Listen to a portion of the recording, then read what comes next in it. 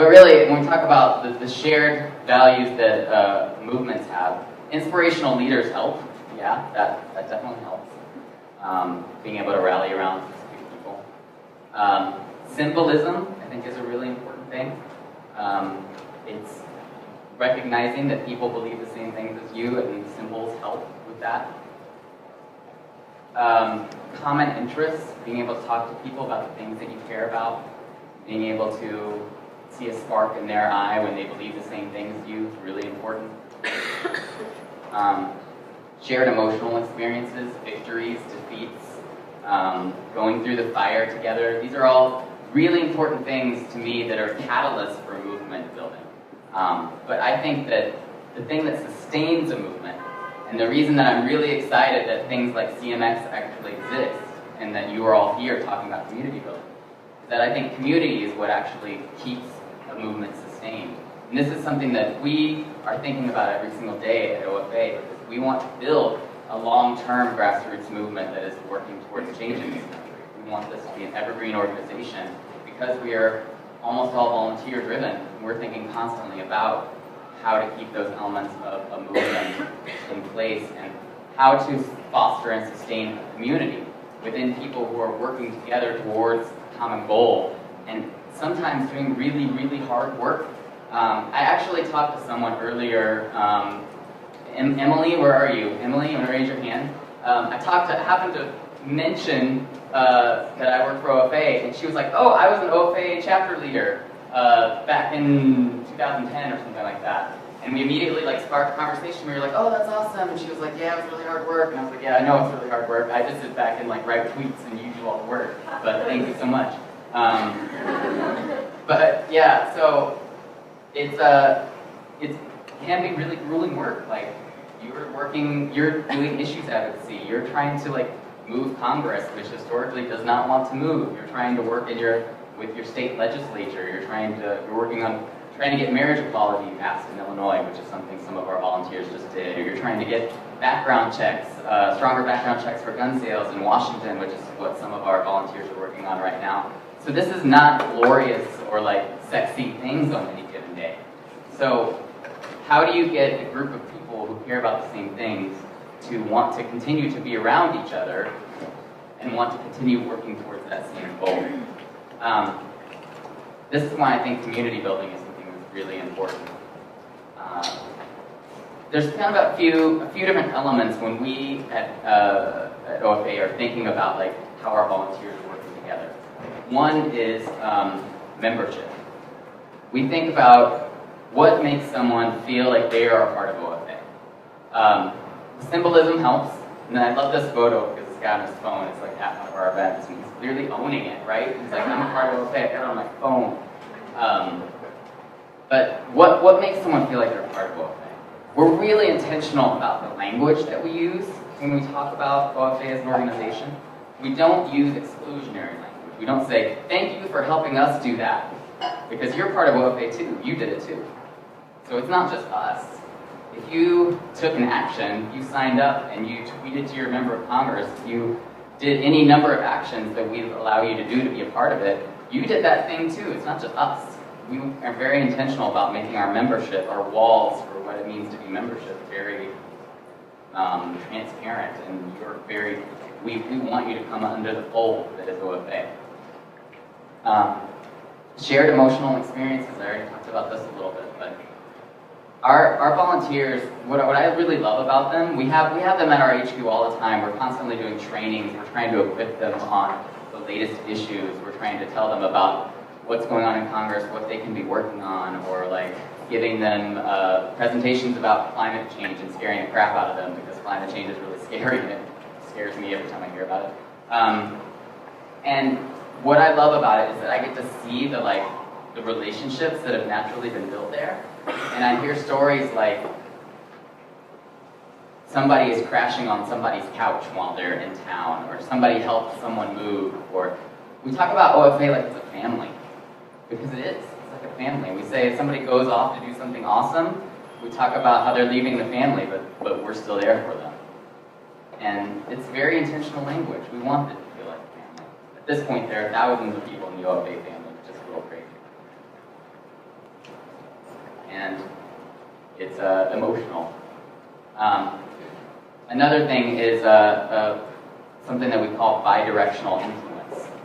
This is actually a community psychology term, which basically means if you're going to be a part of a community, you have to feel like your voice matters in that community. So we're not at OFA HQ trying to hand down what you're supposed to be doing. We want to know from our volunteers from the ground up what our volunteers care about. We were founded to help advocate for the agenda that Americans voted for in 2012, but since then, we've heard from our volunteers that they care about any number of issues that weren't necessarily talked about during 2012. So how do our volunteers actually decide the agenda on the ground, and how can we empower them to do so? We're actually building a really interesting tool right now called Connect, that's actually just going to be a network for people working with OFA, for our volunteers, for our state chapter leads to talk to each other across states, which is something that they've had difficulty doing, to just like network with each other and communicate. So we have a saying called respect, empower, and include. And if we can build the tools at HQ to do that for our volunteers, we will be successful. And I don't know, the interesting thing about how OFA is structured right now is that we have state leads in every single state that are almost entirely volunteer-based, and they have digital leads that are volunteers, and they have press leads that are volunteers. We actually have our volunteers talk to the press on behalf of OFA, and that's something that we want them to do, which can be really scary. But we want the press knowing that they're out there because they want to be there, not because we're making them. Another great shout out to volunteers. So, I want to get a little conceptual now. I want to paint the picture of how I think about mission-driven communities specifically. So, I think when we think about communities, we think about it like this. You're in the community or you're not in it. You're a part of the circle or you're not a part of the circle, right? You're a Democrat or you're a Republican. You're a man or you're a woman. We think about it like you're in or you're out. And this is something that in mathematics we call set theory. And a few years ago, I'm going to get really nerdy on you now because I like to really nerd out on this stuff. A guy called Paul Heiberg wrote a book called Anthropological Reflections on Missiological Issues. And what he said was you can actually apply set theory to how communities organize themselves. And he was particularly interested in church communities, but I think it's actually pretty broadly applicable. And he said that what this does is exclude people.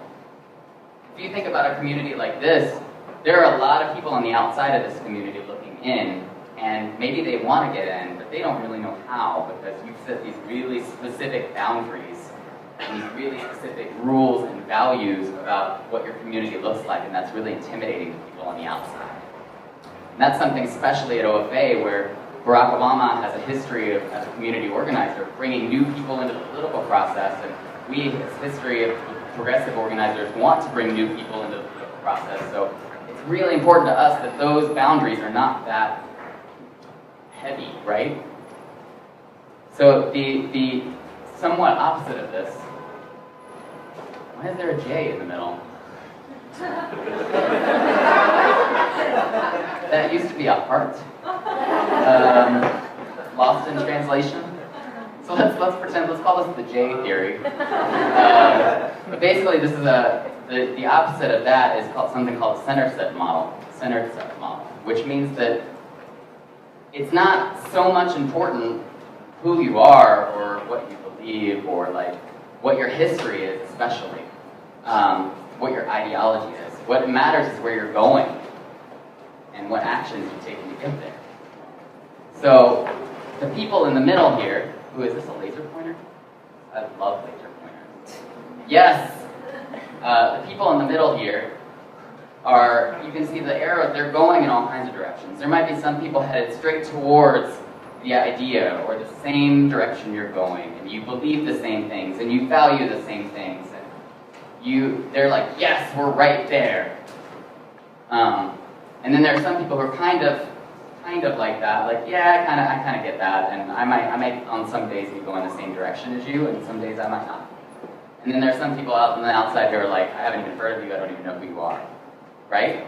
This is just kind of how naturally communities organize themselves, but the framework to me really helps think about, when you talk about a mission-driven organization, if your values are at the center, what we care about is, do you value the same things as us, and how can we invite you into that journey with us? Not, are you this or are you that? So, if you look at it from that model with the J in the center, you can start to see like there are varying levels of, one, where people are along that journey. I joined OFA just about a year and a half ago, so for me this is still a relatively new journey.